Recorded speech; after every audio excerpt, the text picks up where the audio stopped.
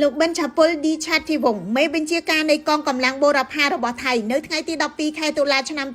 2025បានបើកដៃជំរុញឲ្យកម្ពុជាដាក់ពាក្យបណ្ដឹងទៅស្ថាប័នណាក៏បានដែរពីរឿងថៃចាក់ធុងបាសបំផិតបំភ័យពលរដ្ឋខ្មែរនៅភូមិជោគជ័យនិងភូមិព្រៃច័ន្ទក្នុងខេត្តបន្ទាយមានជ័យរបស់កម្ពុជាលោកប៊ិនឆាពុលនិយាយថាបើអ្នកឯងចង់ប្តឹង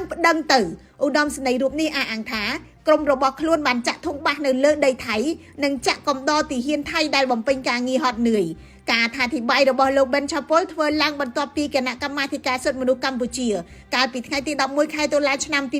2025បានដាក់ញត្តិបន្ទាន់ទៅឧត្តមស្នងការអង្គការសហប្រជាជាតិទទួលបន្ទុកសិទ្ធិមនុស្សតវ៉ាចំពោះភាគីថៃដែលបានចាក់សម្លេងឆ្កែលូខ្មោចលងនិងយន្តហោះក្នុងបំណងបំភ័យនិងយាយីផ្លូវចិត្តរបស់អ្នកភូមិខ្មែរសូម្បីតែសមាជិកសភាថៃលោកស្រីអង្គខាណានីឡាផៃចិត្តក៏ស្នើឲ្យរដ្ឋាភិបាលថៃពិចារណាទង្វើរបស់សកម្មជនខ្លួនឡើងវិញដែរទោះយ៉ាងនេះក្តីភាគីថៃបន្តចាក់ភ្លេងបញ្ចាំងគុណនៅភូមិទាំងពីររយៈពេល3យប់ជាប់គ្នាដោយមិនក្រែងញញើតមិនត្រឹមតែប៉ុណ្ណោះនាយករដ្ឋមន្ត្រីថៃលោកអនុទានឆានវីរៈគុលចេញមកការពារសកម្មជនថៃលោកឈុំផាឡាងដែលបានផ្ដួចផ្ដើមគំនិតចាក់ភ្លេងនេះថែមទៀតផងគួរសម្គាល់ថារយៈពេល73ខែនៃជំនួសដ៏អូសបន្លាយថៃហាក់មិនអើពើនឹងច្បាប់អន្តរជាតិណាមួយទេខណៈដែលស្ថាប័នអន្តរជាតិដូចជាអង្គការសហប្រជាជាតិនិងអាស៊ានបានថមថយឥទ្ធិពលនៅក្នុងការធានាសន្តិភាពនិងបញ្ជៀសការឈ្លានពានរវាងសមាជិករបស់ខ្លួនខ្ញុំរស់សុធាពី News Today